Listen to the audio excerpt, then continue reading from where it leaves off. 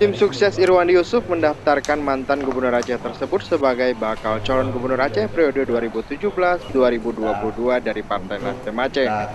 Berkas pendaftaran Irwandi Yusuf diserahkan tim sesnya Deddy Safrizal yang didampingi anggota DPRA dari Partai Nasional Aceh Darwati Agani kepada Ketua DPW Nasdem Aceh Zaini Jalil. Mantan Gubernur Aceh periode 2007-2012 ini menyatakan maju kembali dalam Pilkada 2017 mendatang.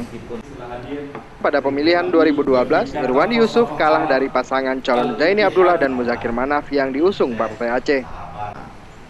Sebelumnya, Tarmizi Akarim juga mendatangi markas Partai Nasdem di kawasan Lampineng, Banda Aceh untuk mengembalikan berkas pendaftaran bakal calon Gubernur Aceh dari Partai Nasdem.